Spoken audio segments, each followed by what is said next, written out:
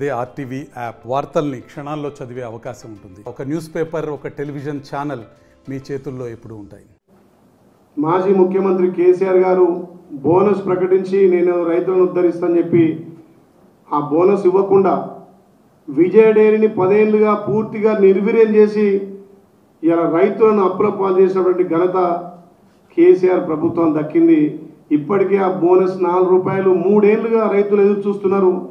మరి రైతులకు 100 కోట్లు బకాయి పడ్డటువంటి టీఆర్ఎస్ ప్రభుత్వం అప్పటి మంత్రి హరీష్ రావు గారు విజయ డైరీని పూర్తిగా నిర్వీర్యం చేసి, మదర్ డైరీని పూర్తిగా నిర్వీర్యం చేసి ఆయన సొంత డైరీ పెట్టుకొని ఏదైతే తెలంగాణలో ఉన్నటువంటి ప్రభుత్వ హాస్టల్ కానీ ఒక రకంగా రైతులను కేసీఆర్ మూస్తే ఇలా పాల సంఘం సంబంధించి పాలు పోసుకొని జీవనం గడిపే రైతన్నల మీద కూడా నీ నకిలీ పాలు తెచ్చి మా విజయ డైరీని సర్వనాశనం చేసినావు, మదర్ డైరీ సర్వనాశనం చేసినావు.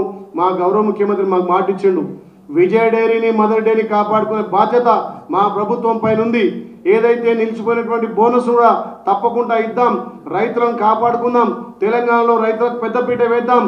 ఏదైతే వాళ్ళకు చెల్లించాల్సినటువంటి బోనస్ ఉందో, ఏదైతే వాళ్ళు గతంలో చేసినటువంటి తప్పులను సరిదిద్దుకుంటూ వాళ్ళ మీద దర్యాప్తు చేసి విజయ డైరీని మదర్ డైరీని కాపాడుకుంటా అని చెప్పి ఇవాళ టెండర్ల ద్వారా విజయ డైరీకి మదర్ డైరీలకు పాలు సప్లై చేసే విధంగా మా గౌరవ ముఖ్యమంత్రి చర్యలు తీసుకుంటున్నారు.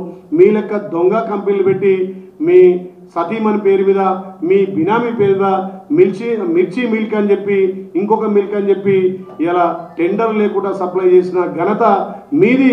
కక్కుర్తి కోసం తెలంగాణ సంపదను కాళేశ్వరం పేరు మీద, మిషన్ భగీరథ పేరు మీద ఇలా డైరీలో కూడా విజయ డైరీని మదర్ డైరీ ముంచిన చరిత్ర మీది.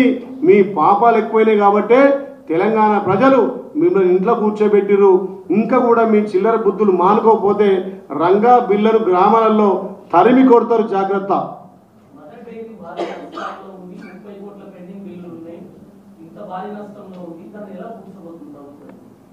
అదే కదా 10 సంవత్సరాలు టీఆర్ఎస్ పాలనలో టీఆర్ఎస్ చైర్మన్లు ఉన్నటువంటి సంస్థల్లో మదర్ డైరీ పాలను మార్కెట్లో అమ్మనీయలే.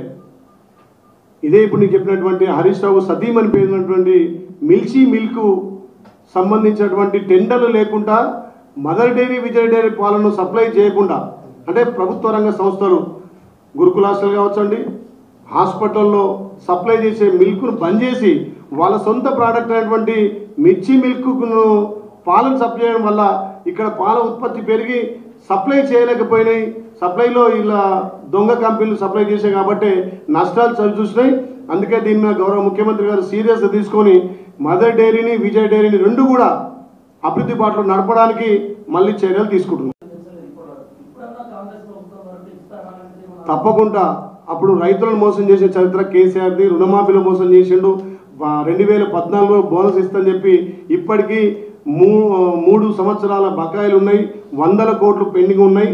అవి ఇప్పుడు మదర్ డైరీ కానీ విజయ డైరీ కానీ ₹4 బోనస్ మా గౌరవ ముఖ్యమంత్రి దృష్టికి మా ఎమ్మెల్యేలు అందరం తీసుకుపోయినాం. నిన్న కూడా అక్కడ పర్ణికారెడ్డి ఎమ్మెల్యే గారు కూడా మాట్లాడడం జరిగింది.